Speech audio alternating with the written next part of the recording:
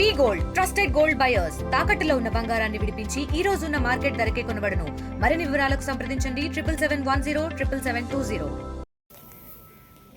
నేను గడ్డిపల్లి నుంచి హుజూర్నగర్ పోతూ గడ్డిపల్లి గ్రామంలో సొసైటీ యొక్క ధాన్యం కొనుగోలు కేంద్రం దగ్గర ఆపడం జరిగింది. ఆకస్మికంగా ఎట్లా జరుగుతుంది అనేది చూసుకుంటూ పోతున్నాం. ఈరోజు తెలంగాణ రాష్ట్రంలో మేము 80 లక్షల మెట్రిక్ టన్ల ధాన్యం కొనుగోలుకి ప్రక్రియ ప్రారంభించాం. తడిసిన ధాన్యం కూడా కొనుగోలు చేస్తామని చెప్పి కూడా రైతులకు హామీ ఇవ్వడం జరిగింది.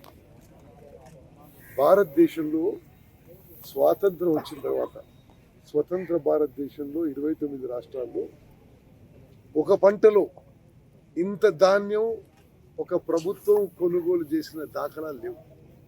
ఇదే మొదటిసారి. వీళ్ళు ధాన్యం ప్రొక్యూర్మెంట్ సెంటర్లో అమ్మిన తర్వాత జిల్లా కలెక్టర్లు తొందరగా రికార్డ్ చేసి పంపిస్తే మేము ఎంఎస్పితో సహా ఎంఎస్పి రేట్తో సహా బోనస్ కూడా 48 నుంచి 72 గంటల్లో రైతులకి చెల్లింపు చేయడానికి అన్ని ఏర్పాట్లు చేసుకున్నాం. ఈసారి ఈ ధాన్యం కొనుగోలుకి రాష్ట్ర ప్రభుత్వం సుమారు 24-25 వేల కోట్లు ఖర్చు పెట్టడానికి సిద్ధంగా ఉన్నాం.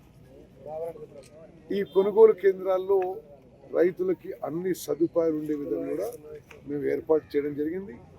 మరి ఈ ధాన్యం కొనుగోలు కేంద్రాలు పనిచేసే సిబ్బందికి ట్రైనింగ్ కూడా ఇవ్వడం జరిగింది. మరి ఈ ధాన్యం కొనుగోలు కేంద్రంలో అవసరం ఉన్న మాయిశ్చర్ మీటర్స్ కానీ, ప్యాడీ క్లీనర్స్ కానీ, డ్రైయర్స్ కానీ, టార్పాలిన్స్ అన్నీ కూడా ఏర్పాటు చేయడం జరిగింది.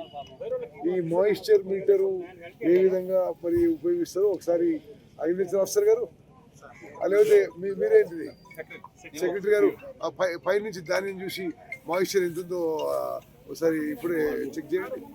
దేశంలోనే నెంబర్ 1 సుమారు 150 లక్షల మెట్రిక్ టన్నులు పండింది. మరి మేము అందులో 80 లక్షల మెట్రిక్ టన్నులు మేము కొనుగోలు చేస్తున్నాం.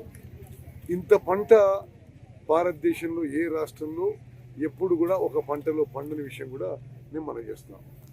మా ప్రభుత్వం రైతు పక్షపాత ప్రభుత్వం. రైతులకి అన్ని విధాలుగా ఆదుకోవడానికి మేము ముందుకు పోతాం. 1% మెజర్మెంట్ అవుతుంది.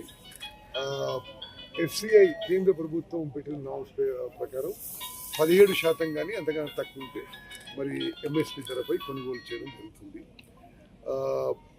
బట్ అకాల వర్షాల వల్ల, ప్రకృతి వైపరీత్యాల వల్ల తడిసిన ధాన్యాన్ని కూడా ప్రభుత్వం కొనుగోలు చేయబోతున్నాం. మరి రాష్ట్రంలో ఉన్న అధికార యంత్రాంగం అందరూ కూడా అప్రమత్తంగా ఉండి ఈ కొనుగోలు ప్రక్రియ, ఈ ప్రొక్యూర్మెంట్ ఎక్సైజ్ సరిగ్గా జరిగే విధంగా మేము కూడా చర్యలు తీసుకున్నాం. రాష్ట్ర వ్యాప్తంగా మరి అధికారులు అప్రమత్తంగా ఉండాలి.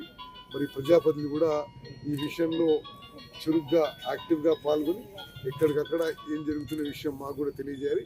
మాకు కూడా మీరు సూచనలు సలహా ఇస్తే మేము ఆ విధంగా ముందుకు పోతాం. Local to global news at your finger tips. మీ చేతిలో ఒక ఆయుధం. Download Raw TV app. Media legend Ravi Prakash is back.